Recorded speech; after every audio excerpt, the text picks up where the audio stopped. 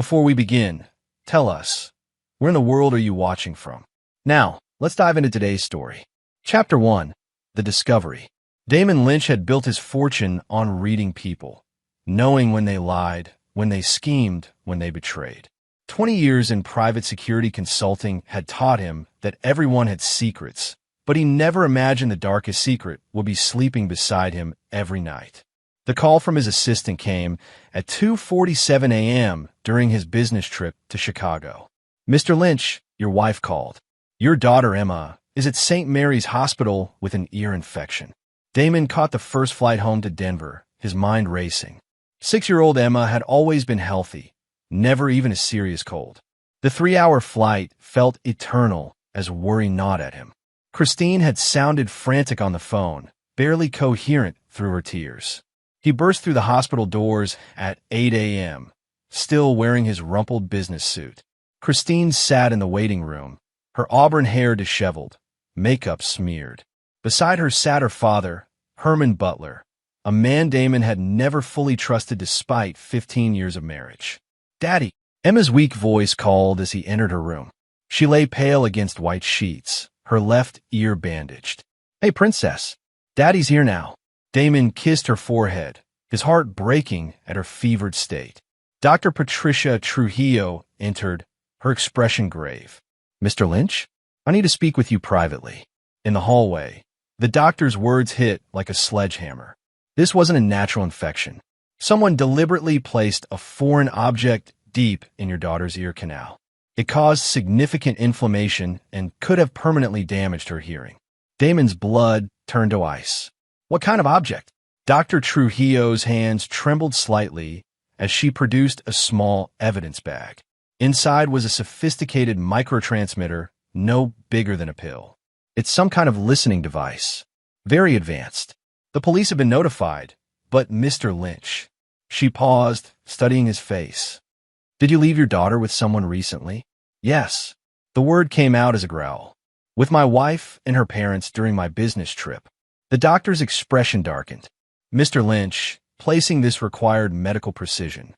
Someone held your daughter down and inserted this deep enough to avoid detection during casual examination. This was calculated." Damon stared at the device, his mind processing implications with the cold efficiency that had made him successful. Someone had used his daughter as a surveillance device. Someone with access to his home, his family, his life. "Who knew about your Chicago meeting?" Dr. Trujillo asked gently. "My wife, her parents, my business partner." Damon stopped, a terrible realization forming. Only 4 people knew the specific details of that deal. As if summoned by his thoughts, Christine appeared in the doorway. "Damon, what's wrong? You look. Come here." His voice was deadly calm. Christine approached hesitantly, her green eyes darting between Damon and the doctor. When she saw the evidence bag, her face went white. "Can you explain this?" Damon held up the transmitter. What is that?" "I don't understand." But Damon saw it. The micro-expression that lasted a split second. Recognition. Fear. Not confusion. In that instant, 20 years of reading people told him everything he needed to know. "The doctor says someone with medical knowledge placed this in Emma's ear." Damon's voice remained eerily controlled. "Someone who had access to her while I was in Chicago." Christine's lip trembled. "Are you suggesting? How could you even think?" "I'm not suggesting anything." Damon pocketed the evidence bag. "I'm stating facts. Someone used our daughter as a listening device. Someone who knew about the Chicago deal, which is worth $47 million. Dr. Trujillo cleared her throat. "I'll leave you two to discuss this. Emma will be fine, but I recommend counseling for the trauma." She looked directly at Christine. Children remember violation, even when they can't articulate it. After the doctor left, husband and wife stood in the sterile hallway, the weight of unspoken accusations hanging between them. "I would never hurt Emma," Christine whispered. "No," Damon agreed, his gray eyes boring into hers. "But you'd let someone else do it." Christine's composure cracked. "That's not. You're wrong." "Am I?" Damon stepped closer, and Christine unconsciously retreated. Then explain why my daughter has nightmares about the man with cold hands that started exactly 3 days ago. Explain why she's been afraid to sleep in her own room. Explain why she keeps asking if the doctor game is over. Each word hit Christine like a physical blow.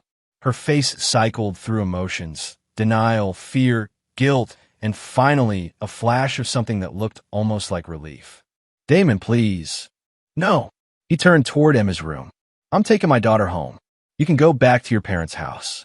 Don't come home until I say you can. As Damon walked away, he heard Christine's whispered phone call. It didn't work. He knows something's wrong. What do we do now? Damon smiled coldly. The hunt had begun. Chapter 2. Unraveling Threads. Damon's Bentley pulled into the circular driveway of his Highlands Ranch mansion at sunset. Emma slept peacefully in her car's seat, finally free of pain thanks to antibiotics. The Victorian-style home he'd bought for Christine's 30th birthday now felt like a crime scene. Ross, I need you here. Damon spoke in his phone as he carried Emma inside. Ross Hartman had been his business partner for a decade, and the closest thing Damon had to a friend. Bring the debugging equipment. While waiting, Damon tucked Emma into the guest bedroom. He couldn't bear putting her back in her own room yet, and began his own investigation. Years of security work had taught him that amateurs always left traces. In Christine's walk-in closet, he found the first evidence. A cell phone hidden behind shoeboxes. Not a regular phone, but a burner with only 3 contacts, G, Dad, and Emergency. The text history made his blood boil. G, device placement successful. Audio quality excellent. Christine, she cried for hours. I can't do this anymore. G, remember what's at stake. Chicago deal worth more than we estimated. Christine, what about after? You promised we'd be together. Gee, soon, baby. Once Lynch is eliminated, everything changes. Eliminated? They weren't just stealing from him. They were planning to kill him. Ross arrived within an hour, his tall frame carrying sophisticated electronic equipment. Jesus, Damon, you look like death. What's this about? Damon showed him the transmitter and the text messages. Ross, a former Navy SEAL turned tech specialist, whistled low. Military grade. This isn't some cheating wife hiring a private investigator. Someone with serious resources is after you. Sweep the house. Everything. It took 3 hours, but they found 6 more devices. 2 in Damon's home office, 1 in the master bedroom, 1 in his car, and 2 in his personal study. The level of surveillance was extraordinary. They know everything, Ross muttered, examining a device disguised as a wall outlet. Every phone call, every meeting, every conversation with Emma. Damon's jaw clenched. How long? Based on the installation methods, I'd say 6 months minimum. 6 months. His mind raced through every private conversation, every business deal, every intimate moment with his wife. All of it recorded, analyzed, used against him. There's more, Ross said grimly. These devices have been transmitting to a location in Cherry Creek. Expensive neighborhood. Damon knew Cherry Creek well. It's where he'd first met Gerard Hancock 5 years ago at a charity gala. Gerard, the charming art dealer who'd become a family friend. Gerard, who'd been to their house dozens of times. Gerard, who'd shown unusual interest in Damon's business dealings.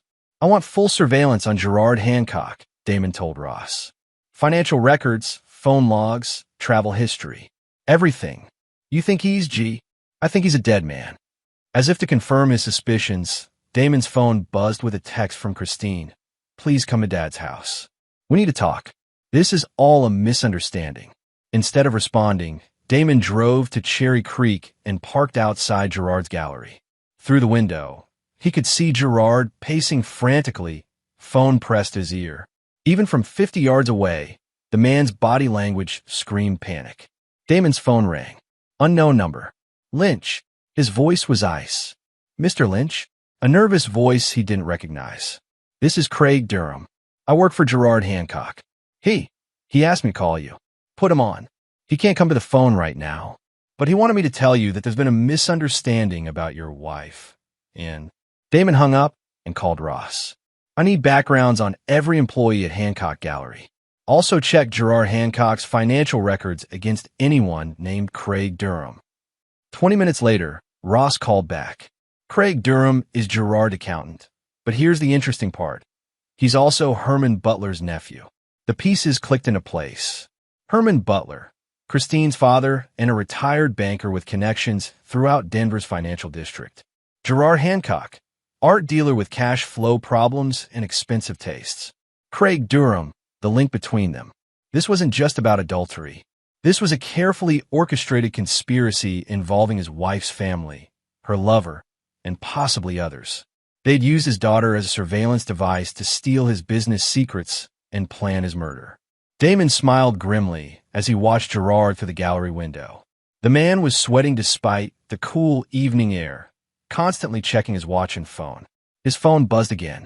Another text from Christine. Damon, please. Emma needs both her parents. Can't we work this out? He typed back. Come home tomorrow at 8 p.m. Come alone. We'll work everything out. As he drove home, Damon's mind was already 3 steps ahead. These people had made one critical mistake. They'd underestimated him. They thought he was just another wealthy businessman, soft, trusting, vulnerable. They were about to learn that Damon Lynch had earned his fortune in the shadows, where mercy was weakness and betrayal was paid for in blood. Chapter 3. The Banker's Gambit.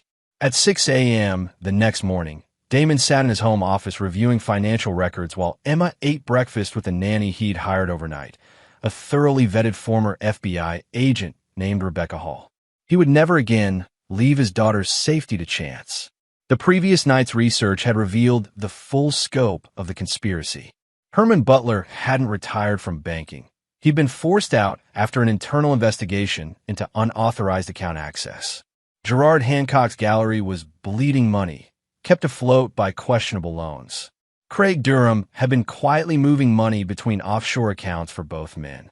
But the real revelation came when Damon accessed his own bank records. Over the past 6 months, someone had been making small withdrawals from his accounts. Never enough to trigger alerts, but totaling nearly $300,000. The money had been filtered through a complex web of accounts before landing in a Cayman Islands bank. They've been bleeding me dry, he murmured, studying the transfer patterns. His phone rang. It was Spencer Gomez, his security company's forensic accountant. Damon, you need to see this. I ran the financial analysis you requested on the Butler family. Spencer's voice was tight with excitement. Herman Butler has been planning this for years. He's got detailed records going back to your wedding. What kind of records? Everything. Your business deals, personal habits, even psychological profiles. It's like he's been studying you as a mark since day one. The implications hit Damon like a physical blow. His marriage hadn't just gone bad. It had been a setup from the beginning. 15 years of his life, his daughter's birth, every intimate moment. All of it orchestrated. Spencer, I need you to do something for me. Can you trace the exact source of the listening device? These things have serial numbers, manufacturing records. Already on it. Give me an hour. Damon hung up and walked to the kitchen where Emma was playing with her cereal. Despite everything, she was smiling. The resilience of childhood was remarkable. Daddy, when is Mommy coming home? Tonight, sweetheart. But first, Daddy has some work to do. At 10 a.m., Ross arrived with a thick folder and a grim expression. You're not going to like this. The surveillance photos were devastating. Gerard and Christine had been meeting regularly for over a year, but not just for romantic encounters. The photos showed them with Herman Butler, Craig Durham, and 2 other men Damon didn't recognize at various locations around Denver. It gets worse, Ross continued. I tracked down the listening device's serial number. It was purchased by a company called Mountain Security Solutions. Never heard of them. That's because it's a shell company. Guess who's listed as the primary shareholder? Damon's jaw tightened. Herman Butler. Gets better. Mountain Security Solutions has contracts with 3 major Denver banks, including First National, where your business accounts are held. The final piece clicked. Herman Butler had used his banking connections to establish a security company, which gave him legitimate access to surveillance equipment and inside information about high-value targets. Damon wasn't their first victim. He was just their biggest score. There's one more thing, Ross said quietly. I found evidence of at least 4 other similar operations over the past decade. Wealthy men, all of them had wives or girlfriends connected to Herman Butler's extended network. What happened to them? Ross opened another folder, revealing newspaper clippings. 2 died in accidents. 1 supposedly committed suicide during a messy divorce. The 4th disappeared entirely, declared dead after 7 years. Damon stared at the photos of dead men who'd trusted the wrong people. Men like him, who'd built wealth and then had it stolen by those closest to them. They're not just thieves, he said quietly. They're serial killers. At 3 p.m., Spencer called back with more devastating news. Damon, the Chicago deal, they know every detail. I found evidence that Gerard Hancock has been in contact with your competitors. If that deal falls through, you're looking at bankruptcy. Can you save it? Maybe.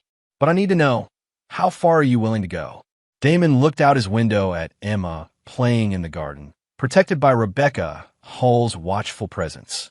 His daughter deserved better than a father who rolled over when threatened. Whatever it takes. That evening at 7:45 p.m., Damon sat in his living room, a glass of bourbon in hand. The house was quiet. Emma was at a sleepover with the daughter of one of his most trusted employees, safely away from what was about to unfold. At exactly 8 p.m., Christine's car pulled into the driveway. She entered the house cautiously, her usual confidence replaced by nervous energy. "Where's Emma?" she asked. "Safe." Damon gestured to the chair across from him. "Sit." Christine perched on the edge of the chair, her hands clasped tightly. "Damon, about the device. I can explain. I'm sure you can. But first, let me tell you what I know." Damon's voice was conversational, almost friendly. "I know about Gerard. I know about your father's company. I know about the money you've been stealing. I know about the Chicago deal." Christine's face went white, but she tried to maintain her composure. "You're jumping to conclusions. I know about Mountain Security Solutions. I know about the other victims. I know about the murders." The last word hung in the air like a death sentence. Christine's facade crumbled completely. "It wasn't supposed to be like this," she whispered. "When Dad first suggested it, he said we'd just take some money and disappear. Then Gerard got involved, and things got complicated. Complicated." Damon's voice turned deadly. "You put a listening device in our daughter's ear. You violated a 6-year-old child to steal from me."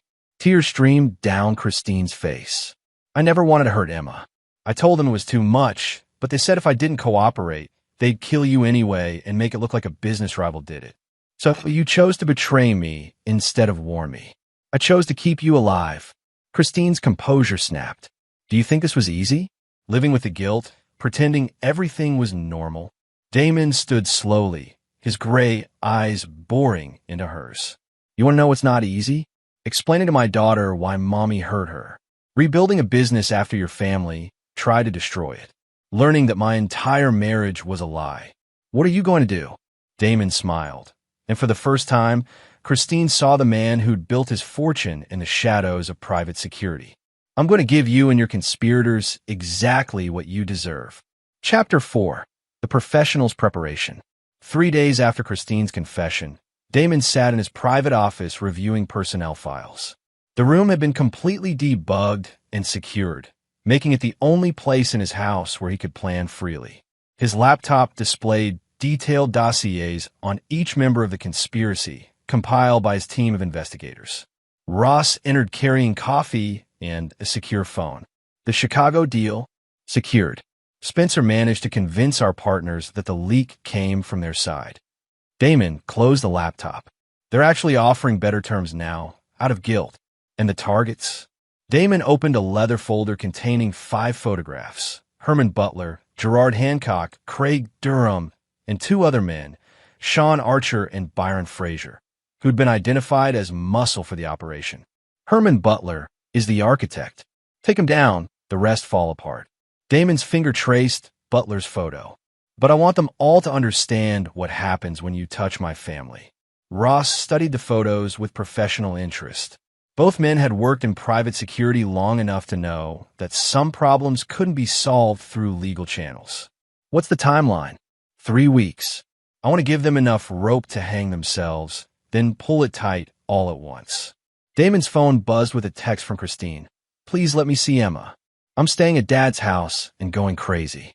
Instead of responding, Damon called his lawyer, Clarence Kelly, a man who specialized in complex divorce cases involving hidden assets.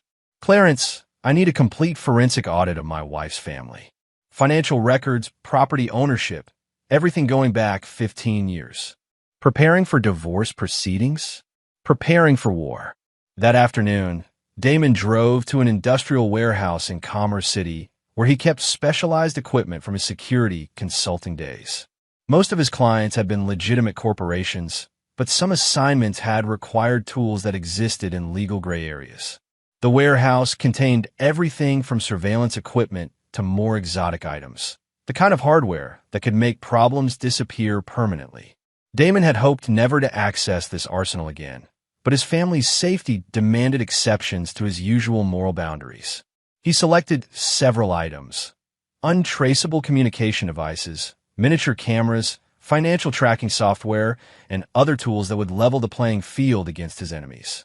His secure phone rang. It was Frederick Dodson, a contact from his military contracting days who now operated private intelligence services. "Lynch? Heard you might need some specialized assistance." "Maybe.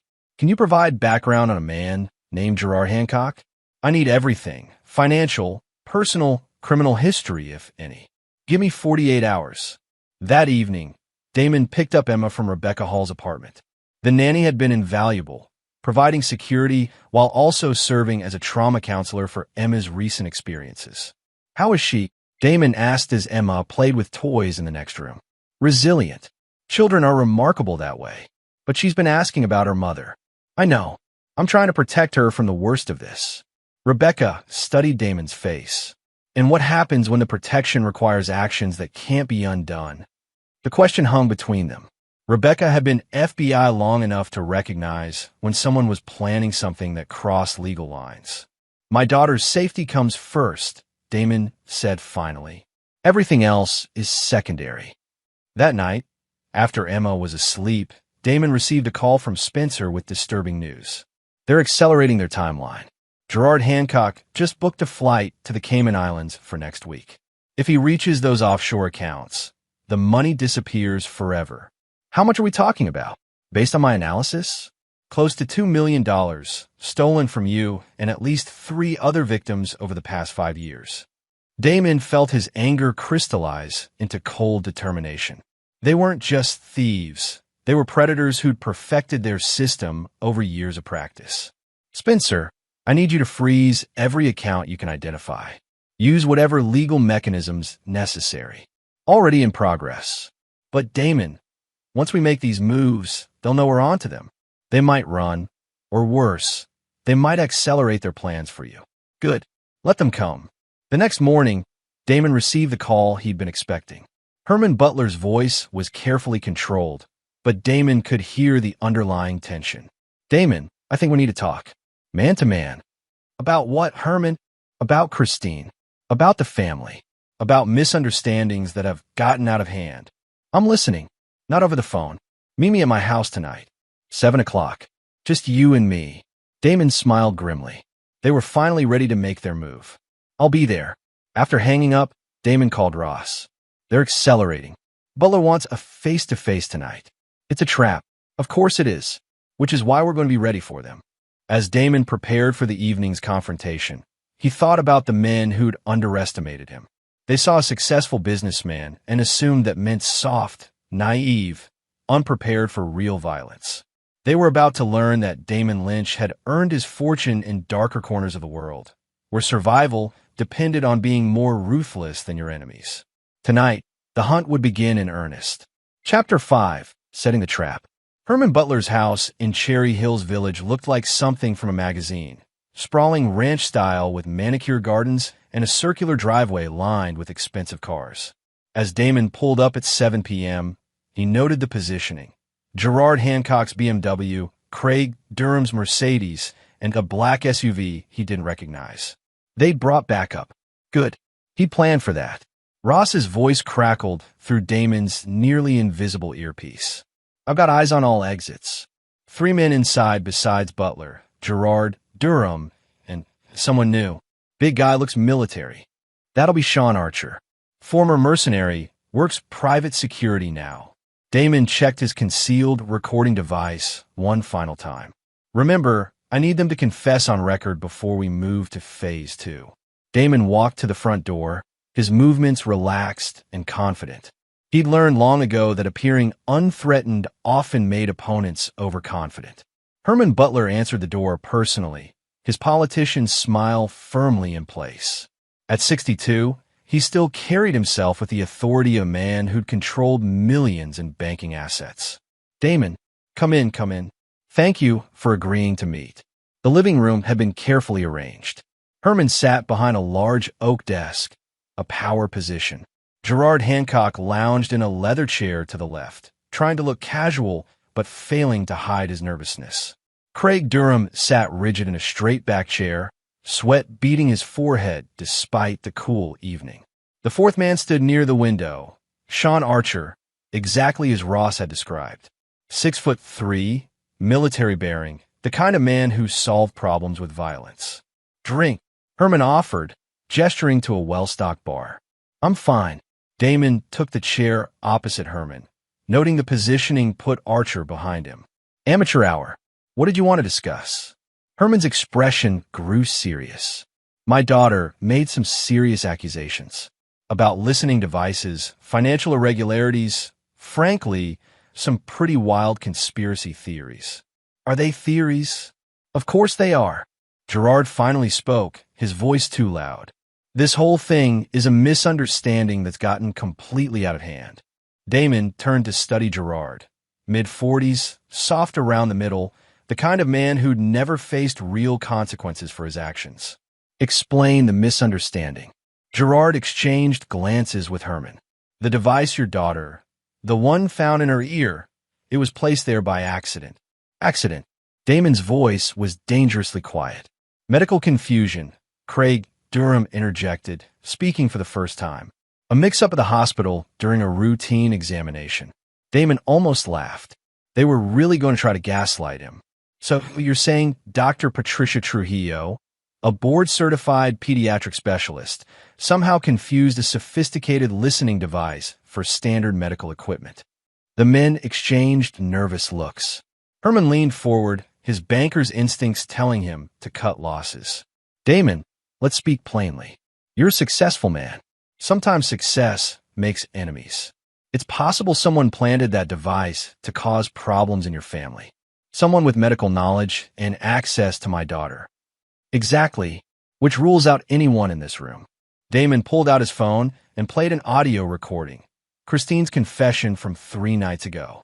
Her voice filled the room.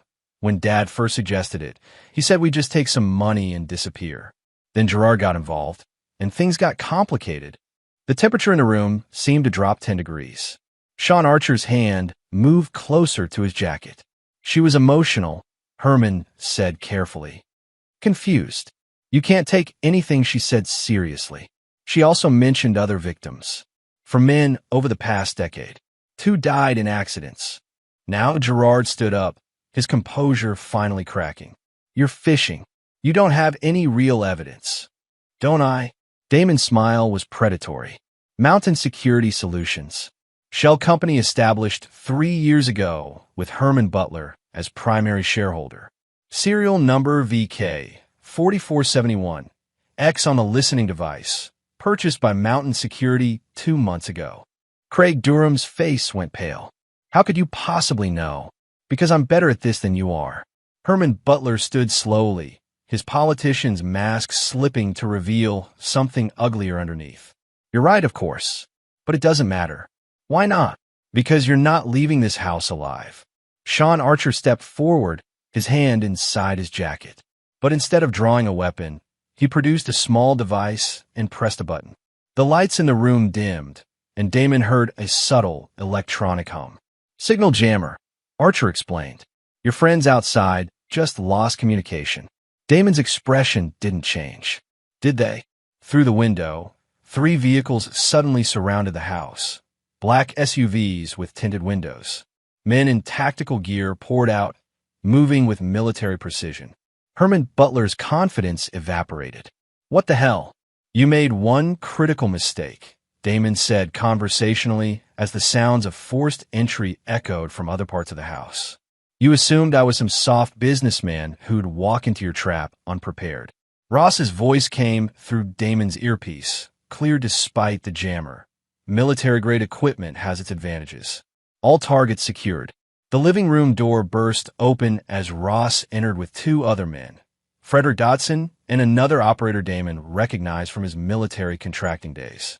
Gerard tried to run, but Frederick tackled him before he reached the hallway. Craig Durham simply sat frozen, apparently too terrified to move. Gentlemen, Damon stood, brushing off his jacket. You wanted to have a conversation about my family. Now we're going to have that conversation properly. Herman Butler's face was ashen. You can't do this. We have rights. You gave up your rights when you tortured my daughter. Damon's voice turned deadly cold. When you stole from me. When you planned to murder me. Sean Archer reached for his weapon, but found himself staring down the barrels of 3 assault rifles. He slowly raised his hands. Smart man, Frederick commented. Damon walked to Herman's desk and sat down, appropriating the power position. Now, let's discuss exactly how this is going to work. You're going to return every penny you've stolen, from me and from your other victims. You're going to provide complete records of your operations.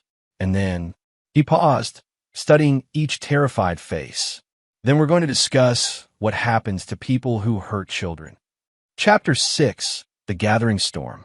The abandoned warehouse in Commerce City had been Damon's backup facility for years, a place where sensitive conversations could happen without interruption. Now it served as an interrogation center for the 5 men who destroyed his family. Each conspirator was secured in a separate room, unable to communicate with the others.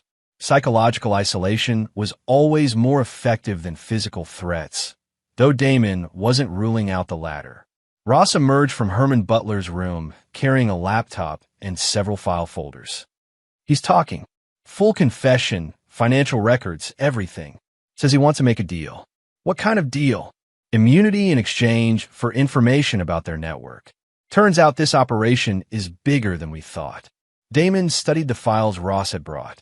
Bank records showed a complex web of theft spanning 7 years and involving 12 victims. All wealthy men who'd been systematically targeted, robbed, and in 4 cases murdered. How much total? Conservative estimate? $15 million. But that's just the liquid assets.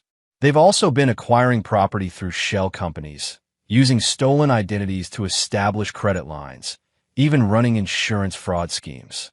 The scope was staggering. This wasn't just a family of thieves. It was an organized criminal enterprise that had been operating with impunity for years. What about the others? Gerard is trying to blame everything on Herman. Says he was just following orders, didn't know about the murders. Ross's expression was disgusted. Craig Durham is claiming he was just doing bookkeeping, completely innocent. And Archer, professional to the end, won't say a word without his lawyer. Damon walked to the window, overlooking the warehouse floor. In the past 18 hours, his life had changed completely. He'd discovered his marriage was a fraud, his wife was a criminal, and his daughter had been tortured as part of an elaborate theft scheme. The old Damon might have turned everything over to the FBI and trusted the justice system. But the old Damon hadn't seen his daughter violated by the people he'd trusted most. His secure phone rang. It was Clarence Kelly, his attorney. Damon, I've completed the forensic audit you requested. You need to see this immediately. Bad news. Catastrophic news. Your wife has been systematically transferring marital assets for over 2 years. The house, your investment accounts, even Emma's college fund. It's all been leveraged as collateral for loans that went directly to offshore accounts. Damon closed his eyes. How much? Total exposure? You're looking at bankruptcy unless we can recover the assets quickly. And Damon, there's something else. Christine filed for divorce yesterday. She's claiming you threatened her and abandoned Emma. She's asking for full custody and spousal support. The final insult. They'd stolen his money, tortured his daughter, and now they want to take her away permanently. She's also filed a restraining order, Clarence continued. Claims you're dangerous and unstable. The hearing is tomorrow morning. Damon ended the call and stood silent for several minutes, processing the magnitude of their betrayal. They hadn't just planned to rob him. They designed a systematic destruction of his entire life. Ross appeared beside him. Problem? They're trying to take Emma. Ross's expression darkened. He'd seen Damon's relationship with his daughter, knew that Emma was the only thing that mattered to him. What do you need? Time. And evidence that will destroy them in court. How much time? 6 hours. The custody hearing is at 9 a.m. Ross nodded grimly. We'll get what you need. Over the next 3 hours, Damon's team extracted confessions from each conspirator. The methods weren't gentle, but they were effective. Herman Butler broke first, providing detailed records of the entire operation. Gerard Hancock followed, desperate to minimize his own culpability. Craig Durham, faced with evidence of his central role in the financial fraud, agreed to cooperate fully. Only Sean Archer remained silent, but his participation was documented by the others' testimony. By midnight, Damon had everything he needed: recorded confessions, financial records, documentation of 12 separate criminal schemes, and evidence that would not only clear his name, but destroy his enemies in court. But legal victory wasn't enough. These people had hurt his daughter. At 3 a.m., Damon sat alone with Herman Butler in the warehouse's main office. Butler looked haggard, his earlier confidence replaced by desperate fear. I've given you everything, Butler pleaded. Confessions, records, account numbers. I've cooperated completely. Yes, you have, Damon agreed. Which brings us to the final matter. What final matter? Damon leaned forward. You torture my daughter. You held down a 6-year-old child and violated her ear canal with a medical instrument. Butler's face went white. That wasn't my idea. Gerard insisted we needed audio surveillance. You were the one with medical connections. You were the one who arranged for the device placement. I thought it would just be uncomfortable. I didn't know it would cause an infection. Damon studied the man who'd orchestrated his family's destruction. Do you have children, Herman? 2 daughters. You know that. How would you feel if someone did to them what you did to Emma? Butler began to cry. Please, I'll do anything to make this right. I'll return every penny, testify against the others, whatever you want. I know you will, but that's not enough. Damon stood and walked to a steel cabinet, withdrawing a small medical kit. You see, Herman, I believe in proportional justice. You used medical knowledge to hurt my daughter, so we're going to use medical knowledge to hurt you. What are you talking about? Nothing permanent, nothing that will kill you. But you're going to experience exactly what Emma experienced, only without anesthesia. The next 2 hours broke Herman Butler completely. By dawn, he was a sobbing wreck who would have confessed to anything to make the pain stop. At 7 a.m., Damon walked out of the warehouse, carrying a briefcase full of evidence that would destroy his enemies in court. Behind him, 5 broken men waited for the FBI agents who would arrive in exactly 1 hour, tipped off by an anonymous call about a major financial fraud operation. Emma would be safe. His business would recover. His enemies would spend decades in federal prison. But the real satisfaction came from knowing that each of them now understood what it felt like to be completely powerless, completely violated, completely at the mercy of someone who didn't care about their pain. Justice, Damon reflected, had many faces. Chapter 7, The Reckoning. The Douglas County Courthouse was unusually crowded for a 9 a.m. custody hearing.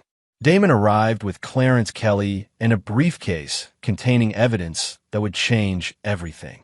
Across the courtroom, Christine sat with her attorney, a sharp-looking woman named Jennifer Vance who specialized in high-asset divorces. Christine looked haggard, her usual polished appearance replaced by nervous energy. She'd clearly been crying, her makeup imperfect despite obvious attempts to repair it. Judge Patricia Monroe entered, a stern woman in her 50s known for her no-nonsense approach to family law. This is an emergency custody hearing in the matter of Lynch versus Lynch. Ms. Vance, you've alleged immediate danger to the minor child. Present your case. Jennifer Vance stood confidently. Your Honor, my client has evidence that her husband has become increasingly unstable and dangerous. Yesterday, He threatened her family and disappeared with their daughter for over 12 hours without explanation. Mr. Kelly? Clarence Kelly rose slowly, his expression grave. Your Honor, my client has been investigating a criminal conspiracy involving his wife and her family. What we've discovered will shock this court. That's a serious allegation, Counselor. Indeed it is. Clarence opened his briefcase and withdrew a stack of documents. I'd like to present evidence that Mrs. Lynch and her co-conspirators have been conducting an elaborate fraud scheme targeting wealthy men for robbery and murder. Jennifer Vance shot to her feet. Objection. This is a custody hearing, not a criminal trial. Sustained, but I'll allow limited presentation if it directly relates to the child's welfare. Clarence activated a laptop connected to the courtroom's display system. Your Honor, 3 days ago, the minor child Emma Lynch was taken to the hospital with a severe ear infection. What the doctors discovered was not a natural infection, but the result of someone deliberately placing a listening device deep in her ear canal. Christine's face went white as medical photographs appeared on the screen, showing the extracted transmitter. The device required medical knowledge to place correctly and was sophisticated enough to transmit audio for weeks without detection. Investigation revealed it was part of a comprehensive surveillance operation against Mr. Lynch, orchestrated by his wife and her father.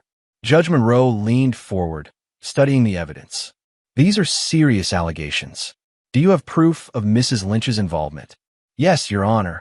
Clarence played the audio recording of Christine's confession. Her voice filled the courtroom. When Dad first suggested it, he said we'd just take some money and disappear. The recording continued for 10 minutes, documenting the entire conspiracy. By the end, Christine was sobbing quietly while her attorney sat in stunned silence. There's more, Clarence continued. Financial records show systematic theft of marital assets totaling over $2 million. Phone records document Mrs. Lynch's affair with Gerard Hancock, who has been identified as the operations field coordinator. Judge Monroe's expression grew increasingly severe. Mrs. Lynch, did you participate in placing this device in your daughter's ear? Christine could barely speak. I didn't want to. They said if I didn't help, they'd kill Damon anyway. So you chose to facilitate the torture of a 6-year-old child rather than contact authorities? I was scared. Of whom?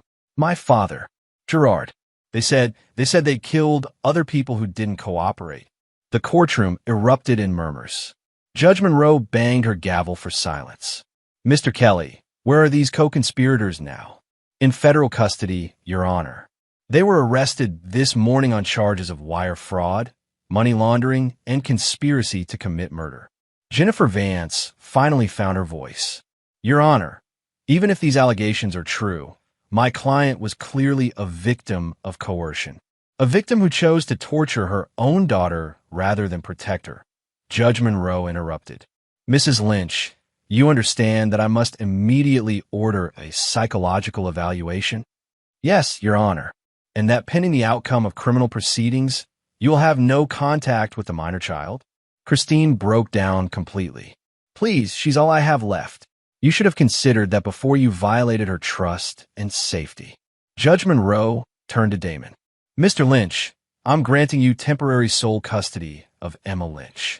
Mrs. Lynch will have supervised visitation only after completing court-ordered psychological evaluation and cooperating fully with federal authorities. As the judge's gavel fell, Christine collapsed in her chair, her world destroyed as completely as she'd tried to destroy Damon's. Outside the courthouse, Damon found Emma waiting with Rebecca Hall in his car. She ran to him with the uncomplicated joy of childhood, unaware that her world had just been permanently altered. Daddy, did you win? Yes, Princess. I won. Does that mean Mommy can't hurt my ear anymore? The question hit Damon like a physical blow. In her 6-year-old way, Emma had understood exactly what had happened to her.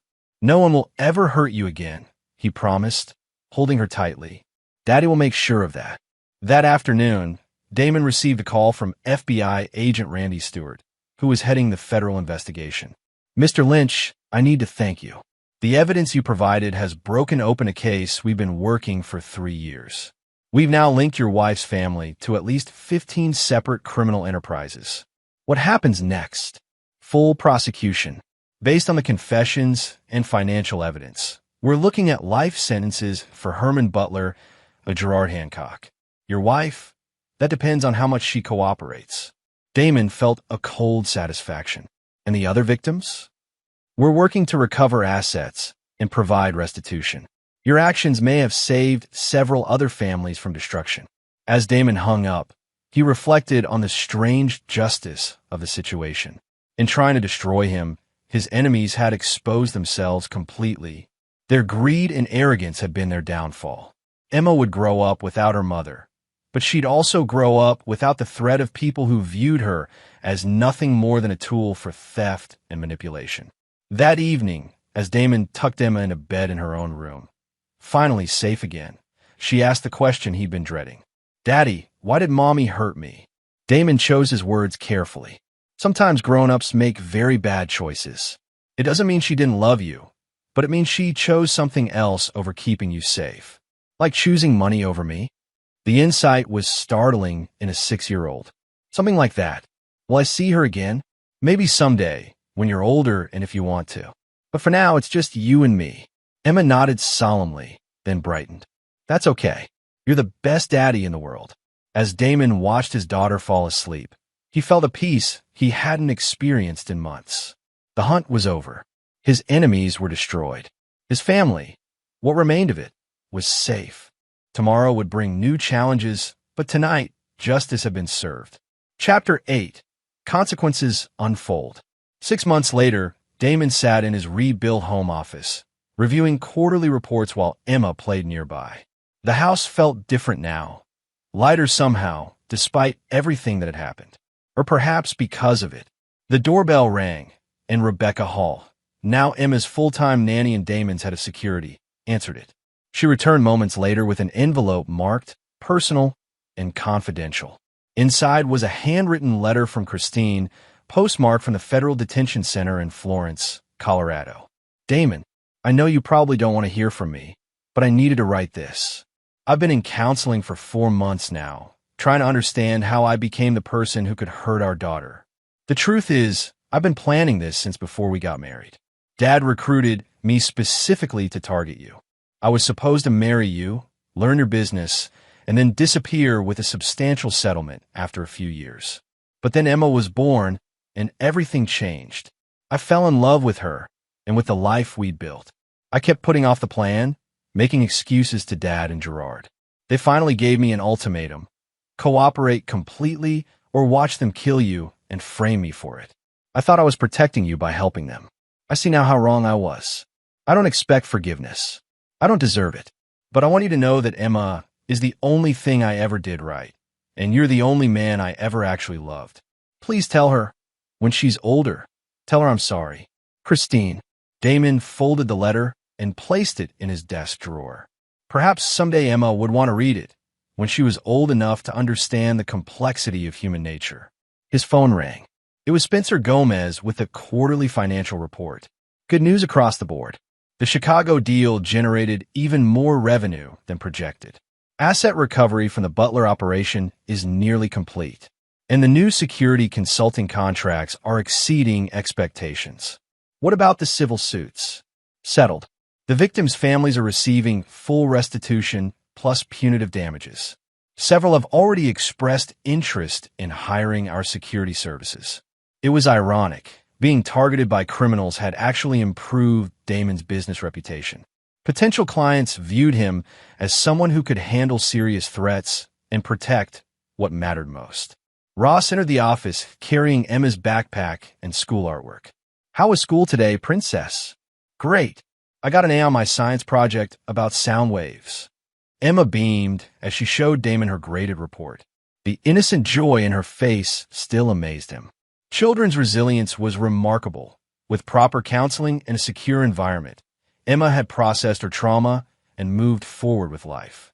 Mr. Lynch, Rebecca appeared in the doorway. Agent Stewart is here to see you. FBI agent Randy Stewart had become a regular visitor over the past months, coordinating the complex investigation and prosecution. His presence usually meant developments in the case. Good news or bad news? Damon asked as Stewart entered. Mixed. Herman Butler died in federal custody yesterday. Heart attack. Damon felt no emotion at the news. Natural causes? The autopsy will determine that. But he'd been receiving threats from other inmates who didn't appreciate child abusers. And the others? Gerard Hancock pled guilty to avoid the death penalty. Life without parole. Craig Durham is cooperating fully. He'll serve 15 to 20. Sean Archer got 25 to life. What about Christine? Stewart's expression grew uncomfortable. That's the complicated part. Her cooperation has been invaluable, and her attorney is pushing for a reduced sentence based on duress and coercion. How reduced? 10 to 15 years, with possibility of parole in 7. Damon considered this. 7 years would make Emma 13 when her mother was released, old enough to decide for herself whether she wanted contact. There's something else, Stewart continued. We've identified 3 more criminal networks using similar methods. Your case broke open an entire ecosystem of organized family fraud. The Justice Department wants to offer you a consulting contract. What kind of consulting? Helping other victims, developing countermeasures, training investigators. The pay is substantial, and it would allow you to prevent what happened to Emma from happening to other children. The offer was tempting. Damon had always found satisfaction in protecting people, and this would give him a platform to do it systematically. I'll consider it. After Stewart left, Damon found Emma in her playroom, working on a puzzle. She looked up as he entered, her face bright with innocent happiness. Daddy, are you sad about something? Why do you ask? You have your thinking face on, the one you get when you're solving problems. Damon sat beside her on the floor. I was offered a new job. It would help other families who had bad things happen to them, like what happened to us. Similar things. Emma considered this seriously. Would it help other kids like me? Yes. Then you should do it. Kids shouldn't be hurt by grown-ups. The simple moral clarity of a 6-year-old put the decision in perspective. Damon had the resources, skills, and motivation to prevent other families from experiencing what they'd endured. You're right. I should do it. That evening, after Emma was asleep, Damon stood in his study looking at a wall of photographs. Images of the victims Herman Butler's network had targeted over the years. 15 families destroyed, from men murdered, dozens of children traumatized.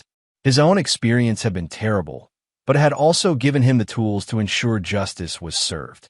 Not just legal justice, but the kind of comprehensive consequences that would deter future predators. He thought about Christine, alone in her cell, finally understanding the full cost of her choices. About Gerard Hancock, facing decades in maximum security. About Herman Butler, whose heart had finally given out under the weight of his crimes. They'd thought they were hunting him, but in the end, he'd been the predator. The skills that had made him successful in private security, patience, planning, ruthless execution, had served him well in personal warfare. His phone buzzed with a text from an unknown number. Mr. Lynch, my name is Sarah Chun. My husband was murdered by people who sound like the ones who targeted you. Agent Stewart gave me your number. Can you help? Damon smiled grimly as he typed his response. I'll be in touch tomorrow. We'll make sure they pay for what they did. The hunt never really ended. It just found new prey. Chapter 9. The New Order. 1 year after the hospital discovery that changed everything, Damon stood before a Senate subcommittee in Washington, D.C., presenting his report on organized family fraud networks. The past 12 months had transformed him from victim to advocate, and his consulting work with the FBI had helped dismantle criminal operations in 7 states. Senator Joan Randolph, the subcommittee chair, reviewed his findings with obvious concern. Mr. Lynch, your testimony suggests these networks are far more sophisticated than previously understood. Yes, Senator. They operate like intelligence agencies, recruiting assets, establishing long-term deep cover, conducting systematic surveillance. The network that targeted my family had been operational for over a decade and had generated an estimated $40 million in stolen assets. And the human cost? Damon's expression hardened. 17 confirmed deaths. 32 children psychologically traumatized. Hundreds of families financially destroyed. These aren't opportunistic criminals. They're predators who've industrialized betrayal. After the hearing, Damon flew back to Denver, where Emma waited with Rebecca Hall at their new home in Greenwood Village. The old house held too many painful memories. This one was a fresh start, equipped with state-of-the-art security systems. How was Washington? Emma asked as they sat down for dinner. At 7, she was developing into a remarkably perceptive child, perhaps aged by her experiences but not broken by them. Productive. We convinced some important people to take these crimes seriously. Does that mean other kids won't get hurt? Fewer kids will get hurt. We can't prevent all bad things, but we can make them harder to do. Emma nodded solemnly. Good. Nobody should have their ear hurt like mine was. Later that evening, Damon received a video call from Agent Stewart. Got some news on the Christine situation. Good or bad? Depends on your perspective. She's agreed to testify against 3 more networks we've identified. Full cooperation in exchange for a transfer to minimum security. Timeline for release. Still 7 years minimum. But Damon, there's something else. She's been writing to Emma. Damon's jaw tightened. I told the prison. The letters aren't being delivered. They're being held per your instructions. But she's written over 50 letters in the past 6 months. Her counselor says it's part of her therapy process. What do they say? Apologies mostly. Stories about Emma as a baby. Expressions of regret. Nothing manipulative or inappropriate. Damon considered this development. Part of him wanted to ensure Christine never had contact with Emma again. But another part recognized that Emma might someday want to understand her mother's perspective. Keep holding them.